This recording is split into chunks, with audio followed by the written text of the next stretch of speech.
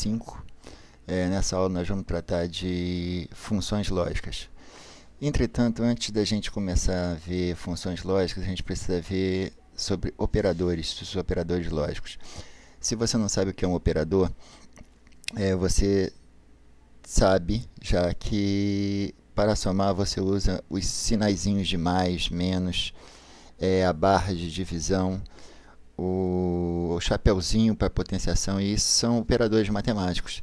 Tá? Eles dão resultados, esses operadores que a gente usou até agora, mais, menos, para potenciação, divisão, multiplicação, que é o asterisco, a gente usava para fazer contas entre números, operações com valores numéricos. Existe um outro tipo também que não está ali explicitado nos formatos do Excel, mas existe um tipo chamado tipo lógico. Esse tipo, ele assume dois valores, verdadeiro ou falso. Tá? Então, quando eu preciso comparar ou fazer uma operação de comparação entre conteúdos de células que tenham valores lógicos, eu preciso fazer, ou então células que tenham resultado de uma operação lógica, você vai entender melhor ao longo dessa aula. A gente usa o operador lógico. Então, os operadores lógicos são igual, aquele aqui em cima, o igual, o sinal de menor, o sinal de maior, menor ou maior ou igual. Como eu esqueci de colocar o operador diferente, e a gente vai falar agora da função e, eu vou fazer um teste comparativo usando exatamente o operador diferente ali, que é esse sinalzinho aqui, que está aqui nessa célula. Bom, vamos lá. Eu vou fazer o teste E, tá? nessa célula aqui, C6, vai dar resultado aqui.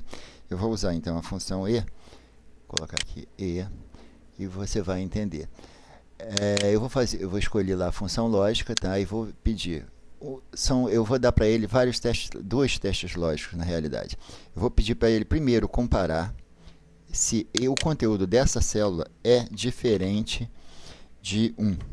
E eu vou pedir para comparar se o conteúdo dessa outra célula também é diferente de 1. A função E, ela vai retornar do OK. Repara, se ambos os testes foram verdadeiros, tá? Então ela retorna verdadeiro. Por quê?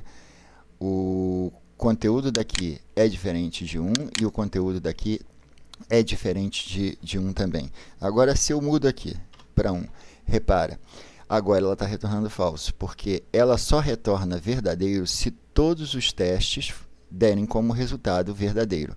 Okay? No primeiro caso, aqui C4 tinha um conteúdo diferente de 1 e C5 também tinha um conteúdo diferente de 1. Por isso, como todos esses dois testes eram verdadeiros, ela retornou verdadeiro. Vamos agora à função OU. A função OU, ela se comporta de maneira diferente da função E. A função OU, na função OU, se pelo menos um dos testes for verdadeiro, a saída é verdadeiro. Veja só, o teste aqui continua sendo o mesmo, se C4 for diferente de 1 ou C5 for diferente de 1. Repara que bastando que C4 fosse diferente de 1, ela já retornou verdadeiro. Para comparar as duas funções, eu criei uma tabelinha aqui.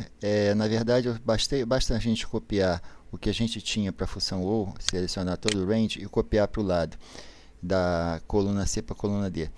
Aqui, olha só, eu continuo com o teste OU, se ou este for diferente de 1, ou este aqui for diferente de 1, e aqui eu mudei para E. Está comparando aqui as células de cima.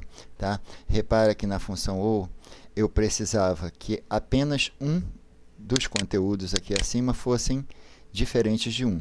Na função E, eu preciso que todos os conteúdos sejam diferentes de 1 para que ela se dê aqui com valor negativo, verdadeiro. No caso, ela está dando falso porque essa célula aqui, ó, é igual a 1. Agora, se eu mudar todos diferentes de 1, ela vai retornar verdadeiro também. Em resumo, a gente pode resumir o comportamento das funções E e OU da seguinte maneira. A função E retorna verdadeiro somente se todos os testes forem verdadeiros, e falso se pelo menos um dos testes for falso.